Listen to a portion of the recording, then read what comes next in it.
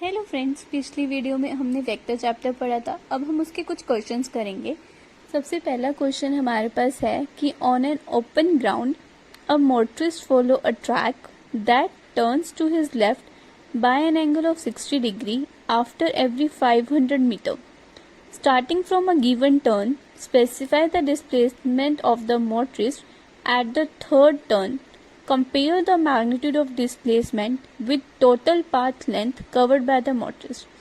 Question क्या कह रहा है कि एक ओपन ग्राउंड है, ठीक है, क्या है, एक ओपन ग्राउंड है जिसमें एक मोटरिस्ट है जो एक ट्रैक को फॉलो कर रहा है, जो हर 500 मीटर ट्रैवल करने पे 60 डिग्री अपने लेफ्ट में टर्न कर रहा है। ठीक है, हमें उसके थर्ड टर्न पे उसके डिस्प्लेसमेंट का मैग्नीट्यूड और जो उसकी पाथ लेंथ जो उसने कवर की है उसे कंपेयर करना है। तो सबसे पहले अगर हम देखें तो वो हर 60 डिग्री पे क्या कर रहा है, रोटेट कर रहा है 500 मीटर डिस्टेंस ट्रेवल करने पे। तो अगर हर 60 डिग्री पे रोटेट करे तो क्या बनेगा, हमारे पास एक हेक्सागन बन जाएगा। ठीक है, क्या बनेगा, एक हेक्सागन। तो हम पहले एक हेक्सागन बना लेंगे इस तरह से। ये हमारे पास क्या बन गया, एक हेक्सागन बन गया। ठीक है, इस तरह से एक हेक्सागन बन जाएगा। हमें पता है उसने 500 मीटर ट्रैवल करने पे 60 डिग्री अपना टर्न लिया लेफ्ट में। ठीक है, ऐसे ही यहाँ पे उसने जो है ट्रैवल किया 60 डिग्री, मतलब 500 मीटर ट्रैवल किया और जो है 60 डिग्री पे फिर से उसने टर्न लिया। ठीक है, अब हमने क्या पढ़ा था, पॉलीगन लॉ पढ़ा था, उसी की हेल्प से हम इस क्वेश्चन को सॉल्व करेंगे। कैसे, हमने मान लिया पहले यहाँ तक R1 वेक्टर, ठीक है, फिर हमने ये वाला वेक्टर माना R2 वेक्टर। अब नेट डिस्प्लेसमेंट थर्ड टर्न, ये वाला जो टर्न है ये थर्ड टर्न है हमारा, तो इसलिए R2 वेक्टर हमें नेट डिस्प्लेसमेंट देगा। ठीक है, तो सबसे पहले हम R1 वेक्टर का मैग्नीट्यूड निकालेंगे। R1 वेक्टर का मैग्नीट्यूड निकालने के लिए हमें फॉर्मूला पता था, क्या था, दैट इज A वेक्टर का मैग्नीट्यूड का स्क्वायर प्लस B वेक्टर के मैग्नीट्यूड का square plus 2 into A vector का मैग्नीट्यूड इंटू B वेक्टर का मैग्नीट्यूड इंटू कॉस थीटा।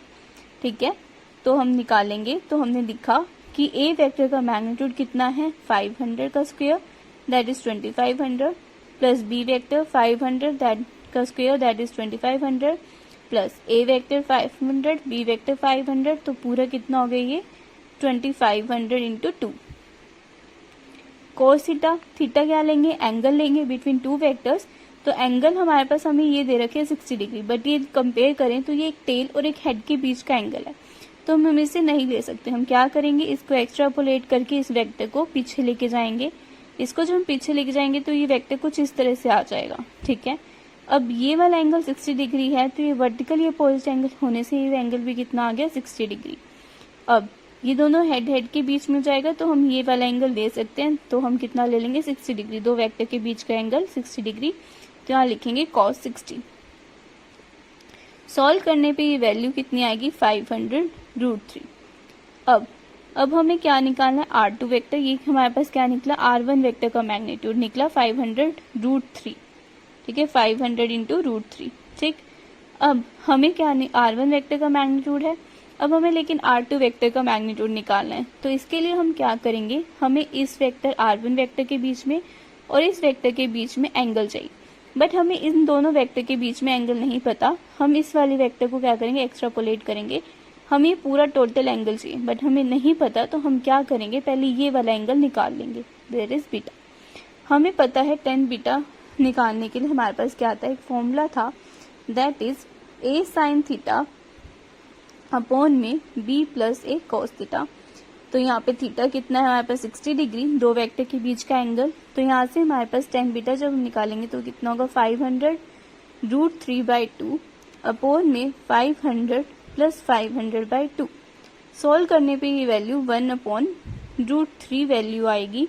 तो ये इसका मतलब जो बीटा है वो कितना आएगा हमारे पास, 30 डिग्री। यानी कि हमारे पास ये जो एंगल है बीटा, ये कितना हो गया, 30 डिग्री। तो यानी ये वर्टिकली अपोजिट एंगल होने की वजह से दोनों ये एंगल भी कितना, 30 डिग्री। तो दो वेक्टर के बीच में टोटल एंगल कितना, 90 डिग्री। तो हम क्या निकालेंगे, R2 वेक्टर का magnitude that is equal to R1 vector का मैग्नीट्यूड प्लस ये जो वेक्टर है इसको मैं C वेक्टर से नोट कर रही हूँ, दैट इज C वेक्टर का magnitude plus 2 into R1 vector का मैग्नीट्यूड इंटू C वेक्टर का मैग्नीट्यूड इंटू कॉस थीटा। अब थीटा हमारे पास क्या है 90 डिग्री, हमें पता है cos 90 0 होगा, तो ये पूरी वैल्यू कितनी हो जाएगी 0। ठीक, तो यानी कि डायरेक्टली हम कह सकते हैं कि यहाँ पे स्क्वायर था, ठीक है, यहाँ पे हम डायरेक्टली कह देंगे तो यहाँ पे हमारे पास कितना आ जाएगा, ये हो जाएगा 500√3 का square, that is 2500 into 3 plus ये कितना हो गया 2500 पूरे का रूट, तो ये कितना हमारे पास आ जाएगा 1000 मीटर। तो यानी कि जो नेट डिस्प्लेसमेंट हमारे पास होगी, नेट डिस्प्लेसमेंट जो है हमारे पास after third turn, net displacement after third turn, ठीक है, कितनी होगी थर्ड टर्न के बाद, दैट इज 1000 मीटर। अब हमें निकालना है total path covered after third turn, ठीक है, total path covered after third turn, ठीक है, total path covered after third turn. तो इसके लिए हम क्या करेंगे, इसके लिए देखो हमें पता है ये वाला हमारे पास टर्न क्या है थर्ड, तो ये वाला पाथ कितना ट्रैवल 500 500 500, तो कितना हो गया टोटल पाथ कवर्ड 1500 मीटर। ठीक है, ये क्वेश्चन आई होप कि सबको समझ आ गया हो कि नेट डिस्प्लेसमेंट 5000 मीटर हुई, टोटल पाथ कवर्ड कितना हुआ 1500 मीटर। ठीक है, आई होप ये क्वेश्चन सबको समझ आ गया।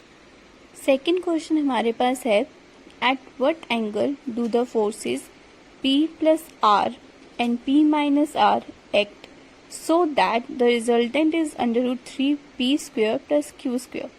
यानी कि वो हमसे एंगल पूछ रहे कि जब हम इन दो फोर्सेस को ऐड करें, एक को F1 लेट कर लो और एक को F2 लेट कर लो, जब हम इन दो फोर्सेस को ऐड करें तो उससे हमारे पास रिजल्टेंट ये आ जाए, तो हमें डायरेक्टली हमें वो एंगल निकालना है। तो उसके लिए हमारे पास तरीका है कि हमने लेट कर लिया कि जो P प्लस Q है वो किसके इक्वल है, F1 के इक्वल है, ठीक है, और जो P माइनस Q है वो F2 के इक्वल है।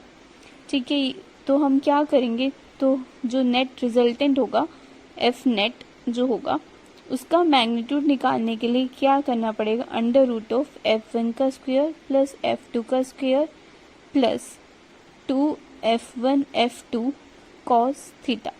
थीटा एंगल है, वही हमें निकालना है, तो इसको इधर स्क्वायर रूट को इधर लेके, स्क्वायर रूट जो है इधर लेके जाएंगे तो वो क्या बन जाएगा, स्क्वायर बन जाएगा। ठीक है, तो यानी कि √3p square plus q square का स्क्वायर, यानी कि 3p square plus q square is equal to F1 square यानी कि p प्लस r का square plus p minus q का square plus 2p plus q into p minus q into cos theta.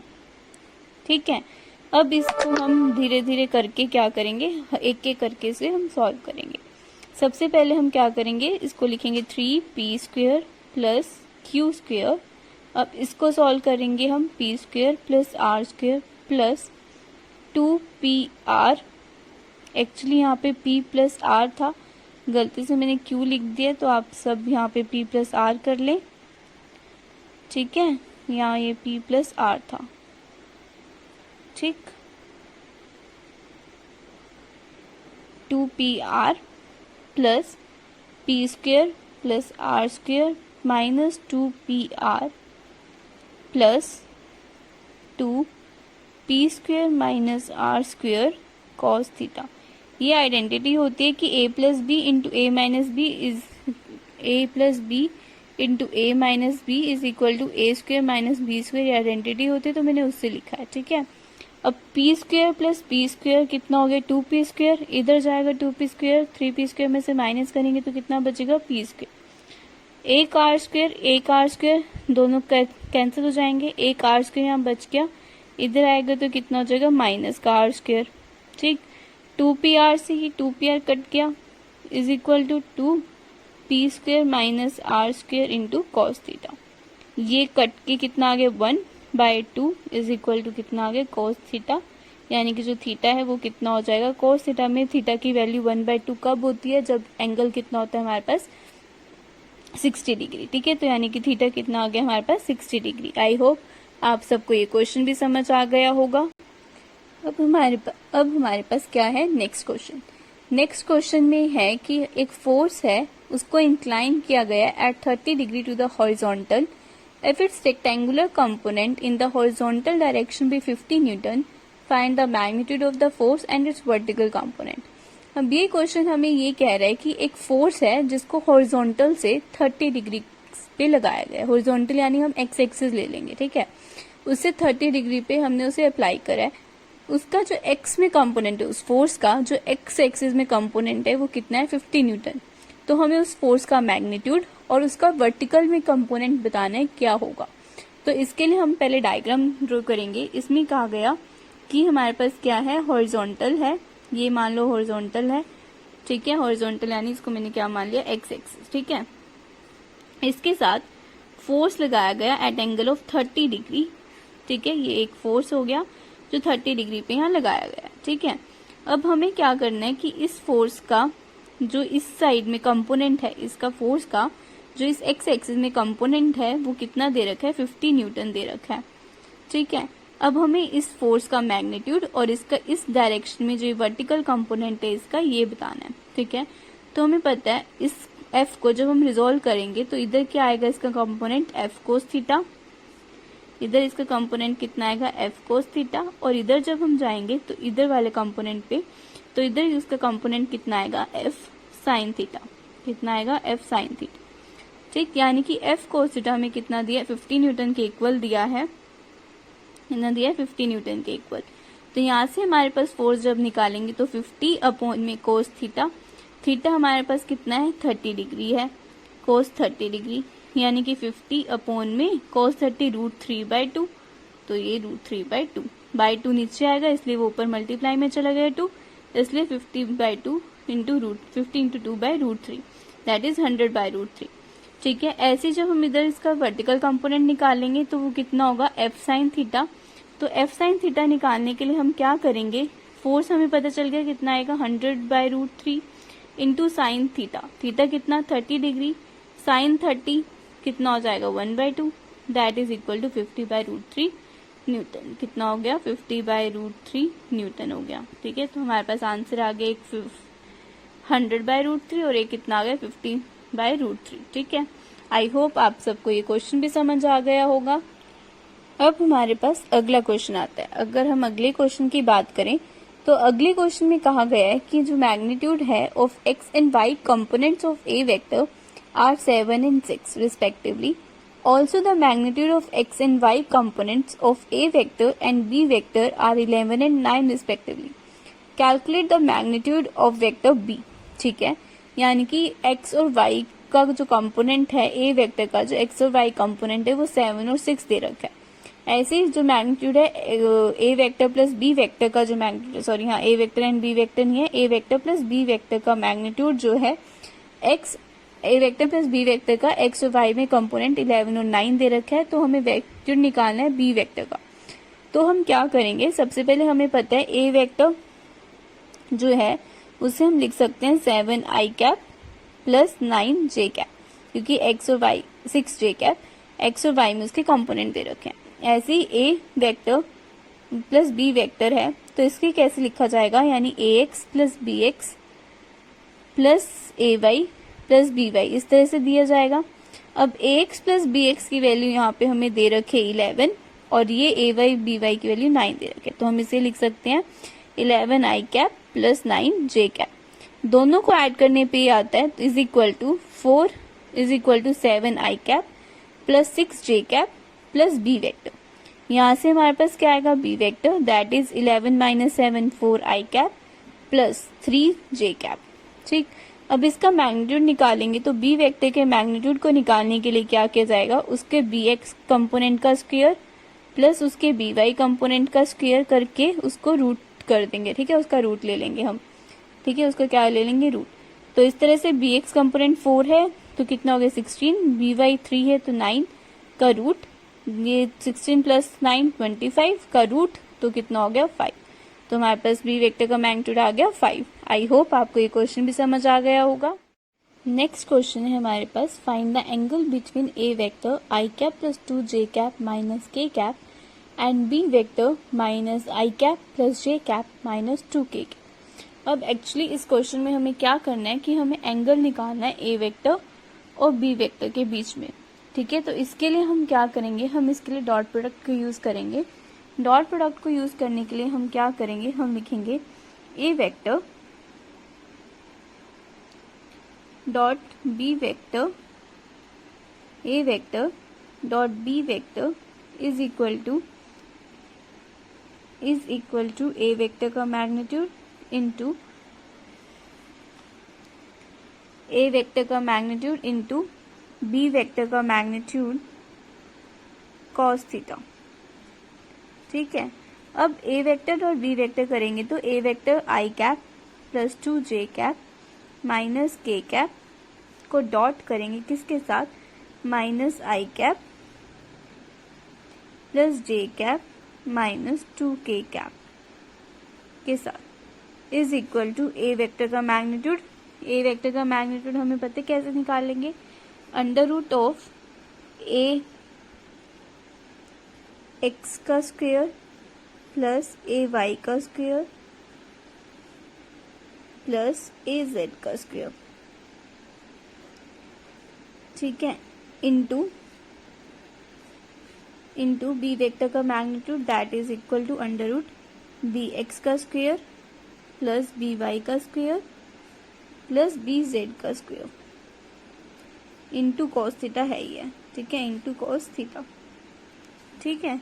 अब जब हम dot product करेंगे तो आई dot आई के बीच में, आई और आई अगर है तो इन दोनों के बीच में एंगल कितना है हमारे पास 0 डिग्री, कॉस 0 कितना हो जाएगा 1, इसलिए आई डॉट आई करने पे हमारे पास कितना आ जाएगा -1, ठीक है। आई डॉट आई कितना हो गया 1 हो गया।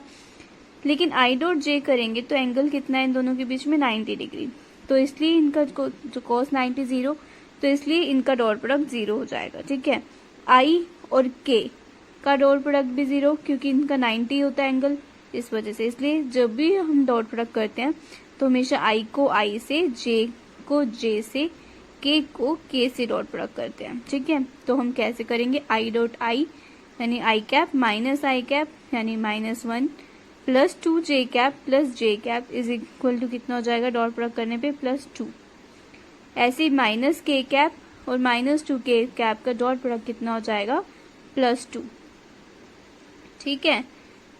ये हमारे पास आ जाएगा। इसको सॉल्व करने पे वैल्यू कितनी आ गई 3, यानी डॉट प्रोडक्ट से वैल्यू कितनी आ गई 3 इज इक्वल टू, अब यहाँ पे हमने क्या निकाला, मैग्नीट्यूड निकालना है ए वेक्टर का, दैट इज इक्वल टू हमने लिखा है under root A x square plus A Y square plus A Z square का रूट। तो ए एक्स आई कैप एक्स एक्सिस को डोनेट करते हैं तो इसका कॉफिशिएंट कितना है 1 का स्क्वायर प्लस वाई का कितना हो गया, जे कैप से लिखेंगे तो 2 का स्क्वायर प्लस इंटू -1 का स्क्वायर। ये हो गया ए का मैग्नीट्यूड इंटू बी का मैग्नीट्यूड भी इसी तरह से लिखा जाएगा, अंडर रूट -1 का स्क्वायर प्लस 1 का स्क्वायर प्लस -2 का स्क्वायर इंटू कॉस थीटा। अब थीटा एंगल है दो वेक्टर्स के बीच में, ये हमें निकालना है, ठीक है। तो इसको सॉल्व करने पे 3 इज इक्वल टू, इसको सॉल्व करेंगे हम तो कितना आएगा 4, सॉरी कितना आएगा 6, ये अंडर रूट 6 कॉस थीटा, यानी कॉस थीटा की वैल्यू कितनी आ गई 3/6 दैट इज 1/2, यानी कॉस थीटा कितना आ गया 1/2, जो हमारे पास थीटा कितना हो जाएगा, इसकी वजह से थीटा कितना आ गया, कॉस थीटा 1/2 आ गया ना, तो थीटा कितना आ गया हमारे पास 60 डिग्री, ठीक है, क्योंकि कॉस में 60 एंगल पे थीटा की वैल्यू 1/2 होती है, ठीक है। तो कॉस थीटा 1/2 यानी कि थीटा कितना हो गया 60 डिग्री हो जाएगा, ठीक है। आई होप आपको ये क्वेश्चन समझ आ गया होगा। नेक्स्ट क्वेश्चन हमारे पास है, find the component of A vector 3i cap plus 2j cap along the direction of i cap plus j cap. अब बच्चे कंफ्यूज आते हैं कंपोनेंट सुन के। कंपोनेंट का मतलब यहाँ पे वही है प्रोजेक्शन, जो मैंने आपको लास्ट वीडियो में बताया था, वेक्टर जब सॉल्व पढ़ रहे थे तो हमने बताया था प्रोजेक्शन कैसे निकालते हैं। अब हम मान लेते हैं, अब हम क्या कंसीडर करते हैं, हमने जो है कंसीडर कर लेते हैं कि जो आई कैप प्लस जे कैप है ना, इसको हम कंसीडर कर लेते हैं ए वेक्टर, ठीक है। इसे कंसीडर कर लो आप ए वेक्टर है। ठीक है, और ये जो ए कैप है 3i माइनस सॉरी इसको बी वेक्टर कंसीडर कर लो, ठीक है, बी वेक्टर कंसीडर कर लो और ए वेक्टर हमें दे रखा है। तो हमें ए वेक्टर की प्रोजेक्शन निकालने बी वेक्टर पे। तो मान लो बी वेक्टर कुछ इस डायरेक्शन में, मान लो किसी भी, मतलब मैंने एज्यूम किया है पर्टिकुलर ये डायरेक्शन नहीं होगी क्योंकि आई कैप प्लस जे कैप में है, तो कुछ और डायरेक्शन होगी, ठीक है। तो मतलब मैंने एज्यूम किया कि मैंने इस तरह एज्यूम कर लिया कि ये बी वेक्टर इस तरह से कुछ, ठीक है, और ए वेक्टर इसके ऊपर कुछ हम एज्यूम कर सकते हैं इस तरह से है ए वेक्टर। तो ए वेक्टर की प्रोजेक्शन निकालनी हमें बी वेक्टर पे, यानी क्या, और थीटा इन दोनों के बीच का एंगल हो जाएगा, ठीक है। तो यानी कितना हो जाएगा वो ए कॉस थीटा हमारे पास आ जाएगा इसका प्रोजेक्शन, ठीक है। ये ए का मैग्नीट्यूड होता है, ठीक है, ए का मैग्नीट्यूड कॉस थीटा प्रोजेक्शन हो जाएगी ए की बी पे। तो अब निकालने के लिए हमें ए कॉस थीटा चाहिए, तो हम इसको कैसे निकाल सकते हैं, ए कॉस थीटा हम कैसे बनाएंगे, A vector dot B vector, ठीक है, A vector dot B vector upon में ए वेक्टर का मैग्नीट्यूड अगर हम बी वेक्टर का मैग्नीट्यूड अगर हम कर लिख दें तो ये क्या बन जाएगा हमारे पास, ए इसको लिखेंगे ए बी कॉस थीटा और नीचे बी है, बी से बी कैंसिल हो जाएगा तो कितना आ जाएगा, ए कॉस थीटा आ जाएगा, ठीक है। तो हम इससे सॉल्व कर सकते हैं। तो क्या करेंगे, हम पहले डॉट प्रोडक्ट करेंगे ए वेक्टर और बी वेक्टर का। ए वेक्टर कितने 3i cap plus 2j cap, dot product करेंगे इसका किसके साथ, आई कैप प्लस जे कैप के साथ, जो हमारे पास क्या है बी वेक्टर। अब इस I cap plus J cap का हमें क्या लेना है, मैग्नीट्यूड लेना है बी वेक्टर का। तो बी वेक्टर का मैग्नीट्यूड क्या हो जाएगा, 1 का स्क्वायर प्लस 1 का स्क्वायर, वही बी एक्स का स्क्वायर प्लस बी वाई का स्क्वायर का रूट, ठीक है। तो ये कितना आ गया 3i cap plus 2j cap को इसको क्रॉस मतलब इसे डॉट प्रोडक्ट करने पे 3 प्लस 2 यानी कि 5 आ गया और नीचे 1 प्लस 1 2 का रूट यानी कि 5/√2 हमारे पास इसका आंसर आ गया कि प्रोजेक्शन जो है इसकी क्या होगी, स्केलर प्रोजेक्शन हमारे पास 5/√2 आ जाएगी, ठीक है। आई होप आपको ये समझ आ गया होगा, आपको ये क्वेश्चन समझ आ गया होगा। और अगर हमें इसी क्वेश्चन में वेक्टर प्रोजेक्शन भी पूछता है तो हम वो भी निकाल सकते हैं। वेक्टर प्रोजेक्शन के लिए ये तो हमने क्या निकाली, स्केलर प्रोजेक्शन।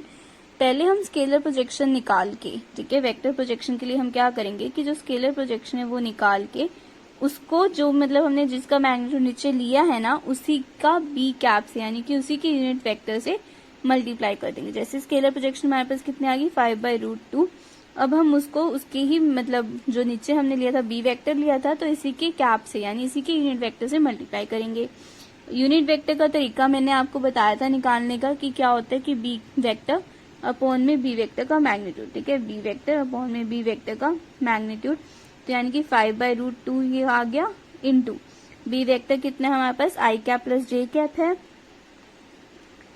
ठीक है, आई कैप प्लस जे कैप और इसका जो मैग्नीट्यूड है वो √2 है यानी कितना हो गया 5/2 आई कैप प्लस जे कैप, ठीक है। इस तरह से हम निकाल सकते हैं इसका वेक्टर प्रोजेक्शन भी, ठीक। नेक्स्ट क्वेश्चन हमारे पास है find the cross product of A vector I cap minus J cap minus 5k cap and B vector 2i cap plus J cap minus 4k cap. अब एक्चुअली ये question बहुत basic है but cross product कैसे निकालते हैं इसलिए मैंने ये क्वेश्चन लिया है। फाइंड द क्रॉस प्रोडक्ट, ठीक है, क्रॉस प्रोडक्ट निकालने के लिए हमें ए क्रॉस बी निकालना है। इसका मतलब है कि हमें क्या निकालना है, A vector cross B vector निकालना है, ठीक है। इसका क्या मतलब है, A vector cross B vector निकालना है। मैंने आपको जब पढ़ाया था तो मैंने बताया था कि जो क्रॉस प्रोडक्ट है उसको निकालने के लिए हम क्या करते हैं, डिटर्मिनेंट मेथड का यूज करते हैं। उसके लिए आप सबसे पहले ऊपर क्या लिख लो, हर एक का कंपोनेंट पहले अलग कर लो, ठीक है, आई कैप जे कैप और के कैप। अब एक को बी से ए क्रॉस बी है जो पहले है, पहले उसके कंपोनेंट लिखे जाएंगे, दैट इज 1 -2 -5, ठीक है। उसके बाद दूसरे क्रॉस किस तरह करें, बी के साथ, तो बी के कंपोनेंट्स लिखो। बी के कंपोनेंट कितने हो जाएंगे 1 मतलब 2 1 और -4। अब हमें क्रॉस प्रोडक्ट करते हुए आई कैप ब्रैकेट में जो भी टर्म आएगी माइनस जे कैप ब्रैकेट में जो टर्म आएगी प्लस के कैप ब्रैकेट में जो टर्म आएगी, ठीक है। अब टर्म निकालने के लिए पहले आई कैप में टर्म निकाल रहे हैं, जिसमें टर्म निकाल रहे हैं उसको छुपा लो, ठीक है। उसके बाद इसको क्रॉस करना है, -2 को -4 से इस तरह से मल्टीप्लाई करना है और -5 को 1 से मल्टीप्लाई करना है, ठीक है। तो यानी कि -2 इंटू -4 दैट इज कितना हो गया, दैट इज 8, माइनस का सिंबल आएगा अंदर इंटू -5 इंटू 1 दैट इज -5 ठीक। ऐसी जे कैप में जे को छुपाया हमने, 1 into -4 -4 minus of -5 into 2 that is +10, minus पहले ही हमने इंक्लूड करके चला है तो ये प्लस बन जाएगा। ऐसे के कैप में निकालेंगे तो के को छुपाएंगे, 1 इंटू 1 1 माइनस, यहाँ पे भी पहले माइनस था, फिर ये -10 हमारा आया है, 1 माइनस, ठीक है, 2 इंटू 2 -2 इंटू 2 हो जाएगा तो ये कितना हो जाएगा, 1 इंटू -1 माइनस इंटू 1 -4, ठीक है। तो आई कैप हो गया, आई कैप में वैल्यू कितनी आएगी, 8 + 5 that is 13 I cap minus J cap, but ये भी माइनस मतलब माइनस जे कैप इंटू ये कितना हो गया +10 -4 that is 6 J cap -6 J cap plus के कैप, ये कितना हो गया 4 + 1 5 के कैप, ठीक है।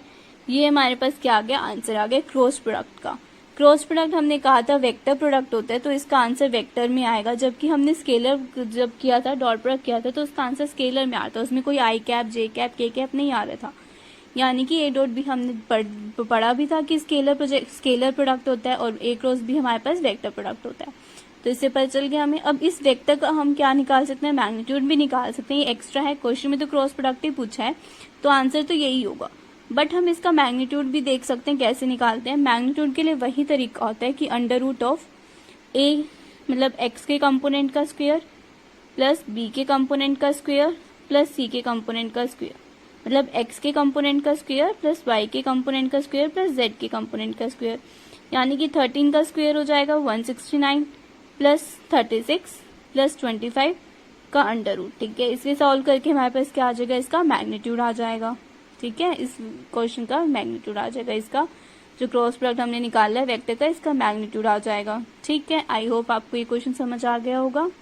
तो बस हम वेक्टर्स के लिए इतने ही क्वेश्चंस करेंगे, उसके बाद हम मतलब वेक्टर्स के लिए इतने ही क्वेश्चन करेंगे। अगर आपको इन क्वेश्चंस में कोई डाउट हो या आपको कोई और क्वेश्चंस पूछने हो जो आपके डाउट हैं तो आप कमेंट बॉक्स में मुझे भेज सकते हैं, जिससे मैं आपको रिप्लाई कर दूंगी। और उम्मीद करती हूँ ज़्यादा से ज़्यादा कमेंट बॉक्स में आप क्वेश्चन भेजें ताकि आपके डाउट्स क्लियर हो सकें, ठीक है। और प्लीज़ इस चैनल को सब्सक्राइब कर दें